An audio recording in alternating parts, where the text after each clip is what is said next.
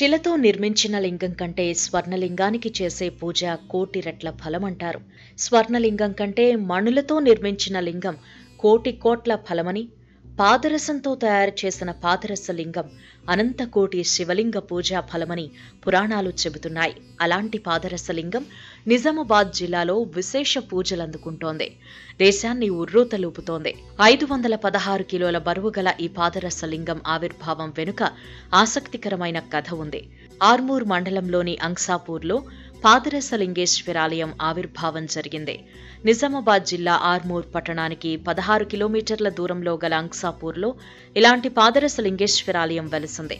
హంపి పీఠాధిపతులు, పుష్పగిరి పీఠాధిపతులు ఈ పారదేశ్వర స్వామి ఆలయానికి ప్రాణప్రతిష్ఠ చేశారు. ఈ శివలింగాన్ని కాశీలో తయారు చేయించారు.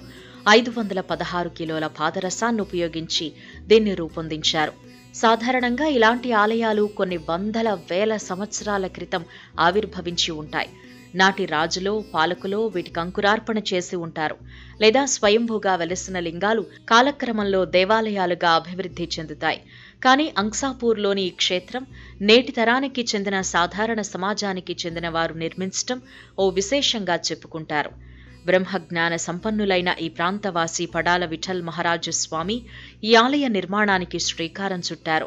విఠల్ మహారాజ్ ప్రభుత్వ ఉపాధ్యాయుడిగా పనిచేశారు. అప్పటి నుంచి ఆయన శివభక్తుడు. ఉద్యోగం చేసిన రోజుల్లోనూ శివారాధనతో తరించారు. ఉద్యోగ విరమణ అనంతరం ఆయన పూర్తి శివభక్తుడిగా మారారు. శివుణ్ణి ప్రసన్నం చేసుకోవటానికి కాశీకి వెళ్లి 41 రోజుల పాటు ఘోర తపస్సు చేశారు.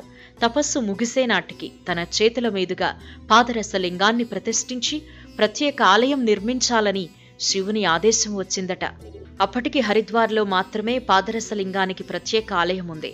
తన చేతుల మీదుగా రెండో పాదరస లింగేశ్వరాలయం ఏర్పాటు చేయాలనే ఆదేశం రావడంతో తన గ్రామాన్నే అందుకు అనువైన ప్రాంతంగా భావించారాయన.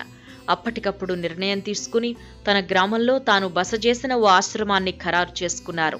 పాదరస లింగం తయారు చేయటానికి, దాన్ని తన ఆశ్రమంలో ప్రతిష్ఠించడానికి కాశీలోనే ఏర్పాట్లు చేశారు. తిరిగి అంక్సాపూర్ గ్రామానికి చేరుకున్న విఠల్ మహారాజ్ ఈ విషయాన్ని గ్రామస్తులకు చెప్పారు. ఇప్పటికీ ఈ క్షేత్రం వద్ద ఓ ఆశ్రమం కొనసాగుతోంది. అందులో ప్రాచీన దాసాంజనేయ స్వామి విగ్రహం, అశ్వత్థ వృక్షం ఉన్నాయి.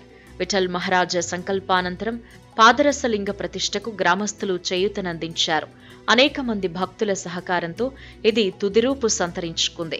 రాతి కట్టడంలో ఉన్న గర్భగుడి భక్తులను ఆకర్షిస్తోంది. భారీ పాదరస లింగం ఆలయం నిండా కాంతులు వెదజల్లుతూ భక్తులను తన్మయత్వంలో ముంచుతోంది. దీని చుట్టూ ఏర్పాటు చేసిన 100 చిన్న లింగాలు మరో ఆకర్షణగా కనిపిస్తాయి.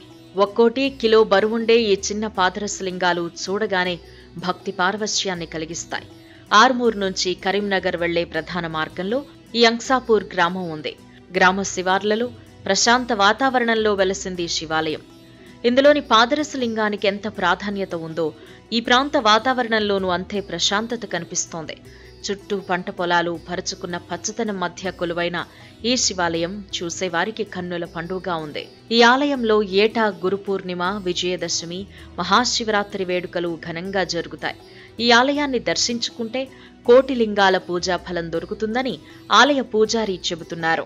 ఈ విధంగా ఈ యొక్క పాదరస లింగేశ్వరు ఇక్కడ వెలువడానికి కారణము శ్రీ శ్రీ శ్రీ పూజ్యనీయులైన విఠలగౌడ మహారాజు ఆధ్వర్యంలో ఈ యొక్క రసలింగేశ్వరుడు ఇక్కడ వెలిసినాడు. శ్రీ శ్రీ శ్రీ శ్రీ మహంత్ మహారాజ్ మరియు పుష్పగిరి పీఠాధిపతి మరియు హంపి పీఠాధిపతి వారిల అనుగ్రహంతో ఈ యొక్క పాదరసలింగేశ్వరుని స్థాపించాలని సంకల్పించుకొని అక్కడనే ఈ యొక్క పాదరసలింగేశ్వరుని తయారు చేయడానికి అక్కడనే ఆర్డర్ ఇచ్చి ఇక్కడికి వచ్చి శంకుస్థాపన చేసి తర్వాత ఆలయం నిర్మాణమైన తర్వాత